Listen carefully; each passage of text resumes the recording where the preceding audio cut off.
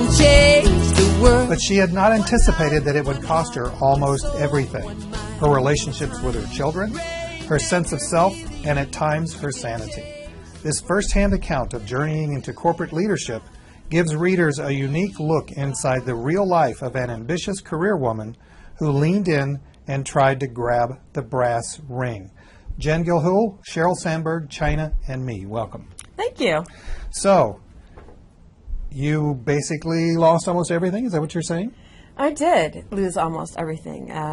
Our oldest daughter had some issues that we had to deal with, and I discovered that a lot of that had to do with the fact that I was putting in 14 and 16-hour days and had for the past 10 years, since she was about 5 years old. Well, in China. And I did it again while I was in China. We were in China for 2 of those years. I'd been moving up the corporate ladder pretty speedily. I'd been reporting to corporate officers, so my schedule was jam-packed. And I like work. We made the decision for my husband to stay home about 7 years ago. But even in doing that, the kids still want their mom around. And I discovered that not being around enough, not being available, not turning my cell phone off when I came home, things like that, had given my older daughter the impression that she wasn't as important to me as my work. So what did you do? I said no for the very first time to work. You said no to work for the very first time. I said no for the very first time. All right, let's back up then. What was work? So work was, I was sent to Asia Pacific to start a vehicle regulatory team out there to support our corporation's growth plans. So I was based in Shanghai, China, but had responsibility. And can you name the corporation? I was working for Ford Motor Company. Okay. And I still work for Ford Motor Company. And I was given the opportunity to go over there, build a team, which we did. But it was across all of Asia Pacific and Africa. So I was doing a lot of traveling. Asia Pacific and Africa? Yes. Oh, yes. Not just a small area, huh? No, not a small area. And we didn't have a formal team previously. So it required a fair amount of personal investment in terms of training people, making them comfortable with aligning with more global procedures, and just getting to know the team, frankly. Did you speak Mandarin or Swahili or anything like that? No. No. My youngest daughter now speaks Mandarin. Oh, well, that's good. Yeah. But my question, though, then, if you don't speak any of the languages, and I suspect that the cultures that you were in were probably male-dominated. Yes.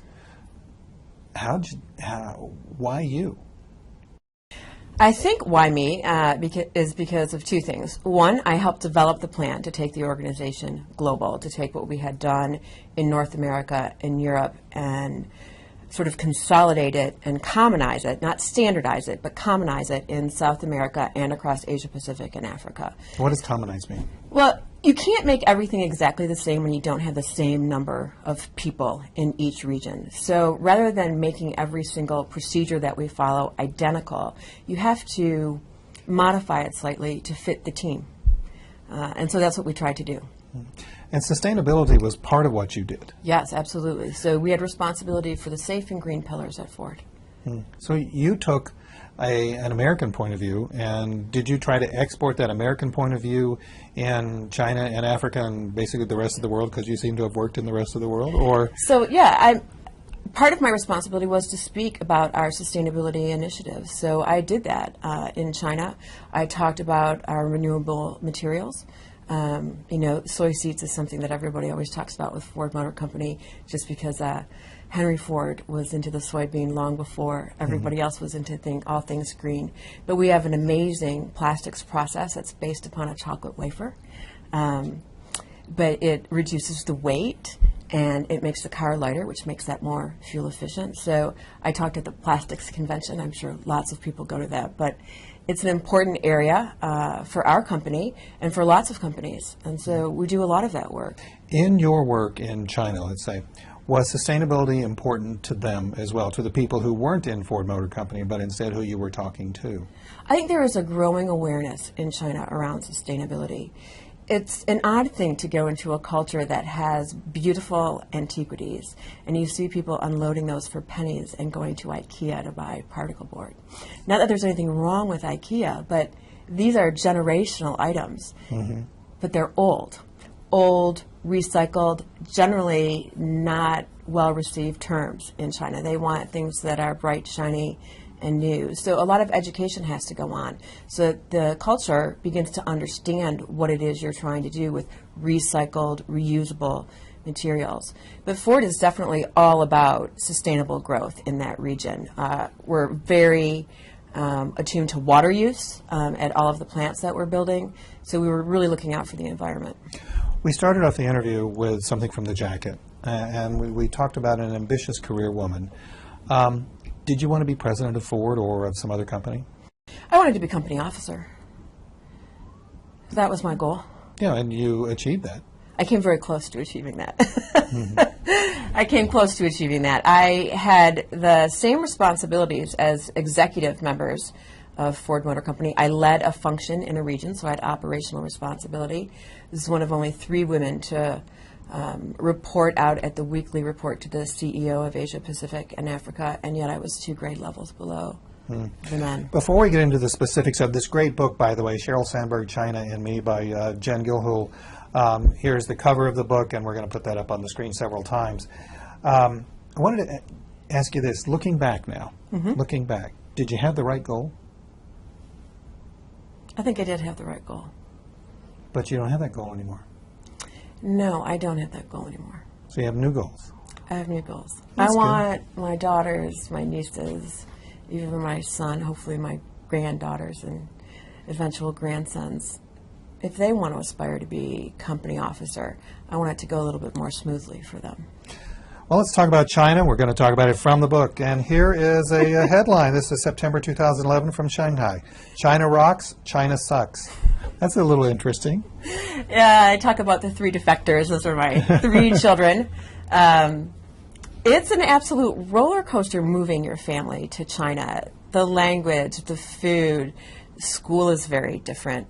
We started our children in an Asian-based school, and the attention that schooling gets there is really incredible. It's a full-time job for these kids. They don't just go to school. They go to school after school for something else, whether it's math or violin or science. They're constantly going to school. We went to orientation, and it was the first week of school, and parents were already complaining that there wasn't enough homework. Meanwhile, my children were complaining that there was far too much homework. Was this the public school? No, this was a private school. This was an international school. So we started them at Yaocheng, and then we moved to the British International School our second year.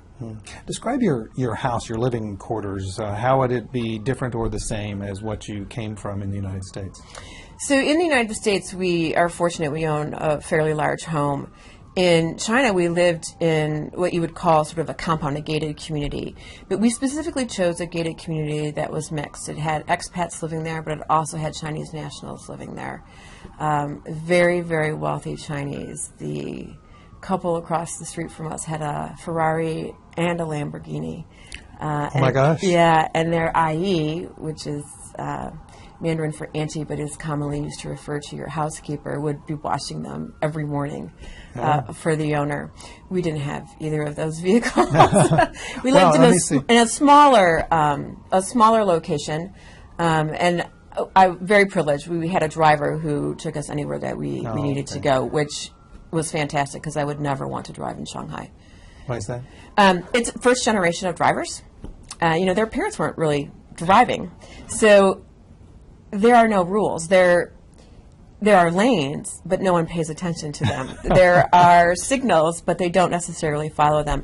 And not all pedestrians have realized that cars can't hurt you if you walk right out in front of them. So you have to be incredibly aware when you drive there. It's an incredible place. It's very cosmopolitan. It was a wonderful, wonderful place to be living. Let's move on to something else. I mean, there's so many funny parts of the book. I'm not going to tell you very many of them at all because you're going to have to get it and read it for yourself. You say this, most expats in China will tell you that after about 6 months in country, they experience their China moment. Almost anything can trigger it.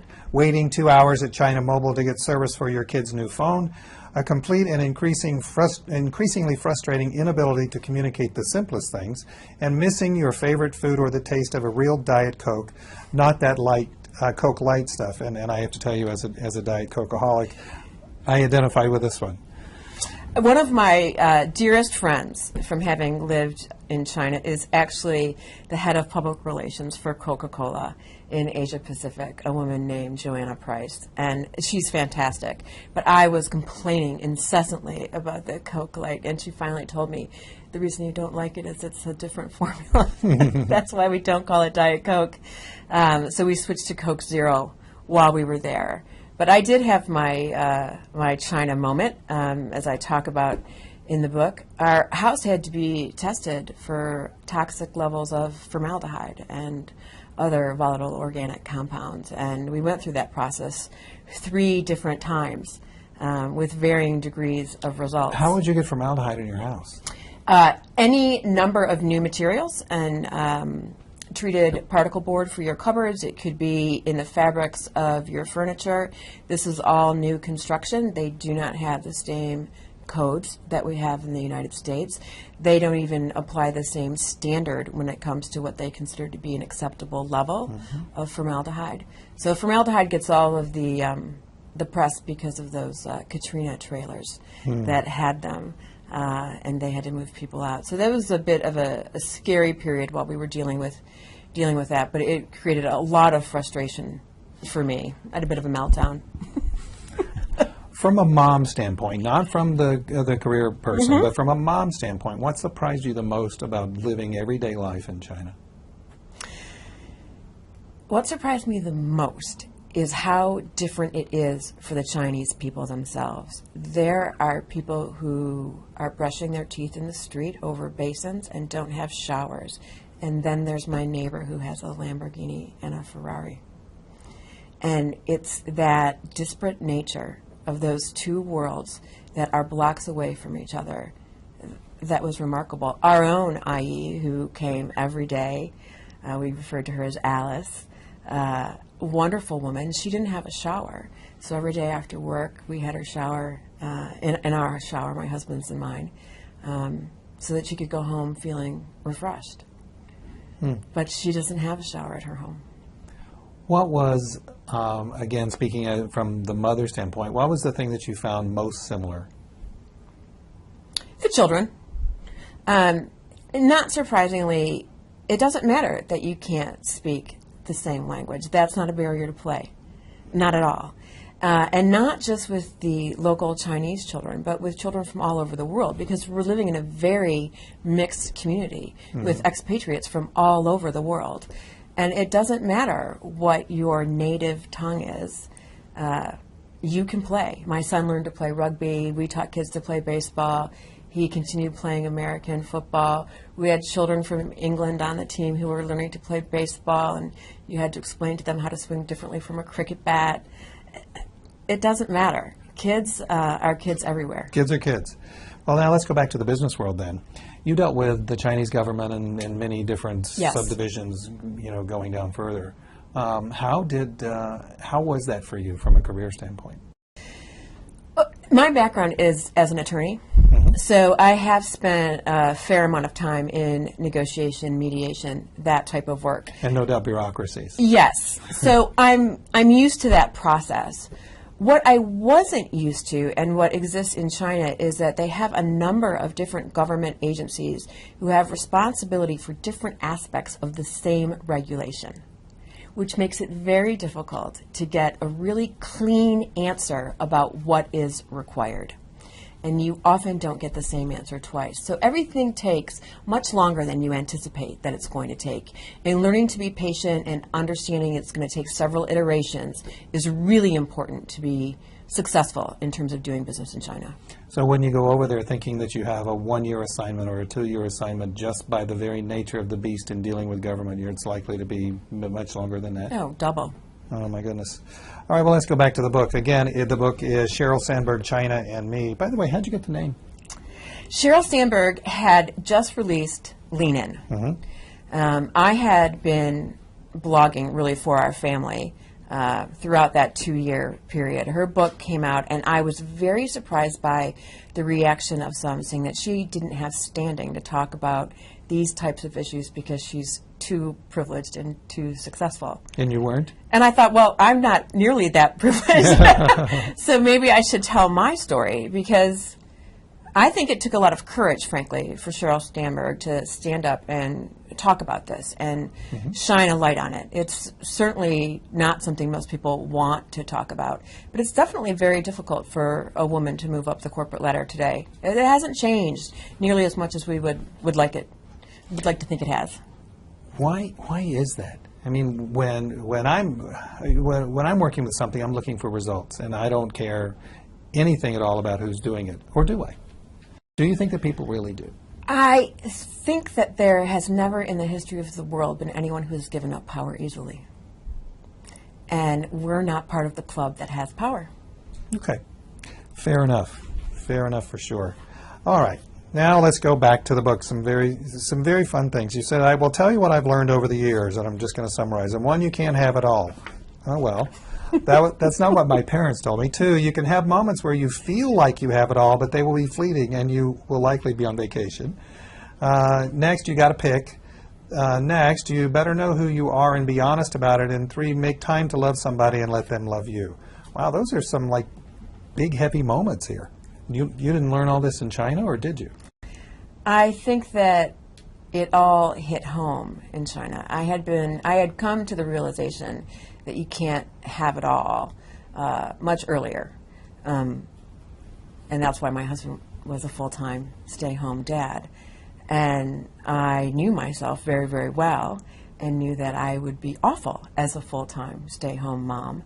And our three children definitely agree with that assessment. They would prefer to have their father there. He has the nurturing, patience, all of those types of characteristics that make him just a phenomenal parent. And the children want him there. If you were to say to any one of my children, you're going to finish your homework, or do you want your mom to come home and help you? They're going to sit down and they're going to finish it before mom gets home. No one wants me helping. And I married a man that I met when I was 5 years old. He knew what he was getting. I knew what I was getting. There were no secrets, very open and honest about it, and have had very open communication. But I did in China learn that I had to let him love me. And at times that meant listening to him when he said, you need to say no, you need to slow down, you need to take a look around and see what's happening to our children and us. Wow, and decide what's important. Listening to your spouse, what a novel concept. It is a novel concept. But I really like them. There's definitely is a fun side to you, and so everybody who is watching on these three cameras, they want to ask this question. What's with the pink hair? Well, when as you read in the book, end up leaving China before I'm expecting to leave China, I went to see my hairdresser, Emily. And all women know this, the best advice does come from the hairdresser. So she said, we cannot send you back to the States without a statement. And I said, okay, Emily, let's make a statement. And I ended up with pink hair. And I know it's in the book, but we can tell this part. What did your kids say? They were amazed. Yeah. My children were a bit surprised. The pink has stayed, and they've each had pink in their hair now. And your husband? He had a pink goatee at a book signing party. What's better than that? That definitely is Sheryl Sandberg, China, and me. All right, we can talk for hours, but we're not going to because, again, there's so much of it in the book, but I got to get to this. This is self-indulgence for me. I even wrote myself a note, but the parent trap.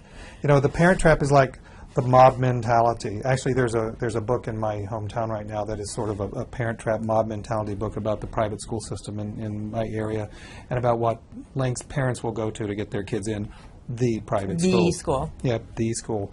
What are you talking about with the parent trap? What did you experience? Well, I was shocked. I mean, in the United States, if you haven't played soccer by the time I think you're 2, by the time you're 6, you're out. There's no way you can, there's no way you can ever play. True. So we arrived in China, and there were sort of two extremes. There, on the academic side, people were just absolutely pushing their children to extremes. And you can completely fall into that, right? And you can also try to replicate what everybody else is doing in terms of travel and the experiences that you're trying to give your children while you're there, which can bankrupt you very quickly if you aren't careful. But the flip side of that was our son, who had never played soccer at the age of 10, was able to. So I think getting away from the United States for a little while allowed us to pick and choose and make decisions free from that pressure that you often feel back at home about what you should be doing, whether you're doing enough. Do you have them in the SAT prep course? You know, all of those things. You know, are they learning 5 languages? You know, I want to spend hours talking with you, but that's not fair. Instead, I want people to read the book. But I got to ask you this in closing. What's the one piece of advice that, with all of your experience as a career person, hard driving, lawyer, all of that, put that all together, and then actually having a family, and then taking them 6,000 miles away, what's the one piece of advice you would give to somebody who's watching this and who's thinking about doing all of those things? I would say have the courage to do it. I would say have the courage to do it. It's a courageous act to try to take all of those things on, but do it with a tremendous amount of humility, because it will be difficult. It will be difficult, but it's absolutely worth it. Things that didn't work out for me, maybe from a career standpoint, have led me down another path that I'm thoroughly enjoying and reintroduced me to my children in a way I never would have experienced at home. And our family unit is incredibly tight, and I would not change the experience for anything. Jen, thank you. Rainmaker believes we can change the world.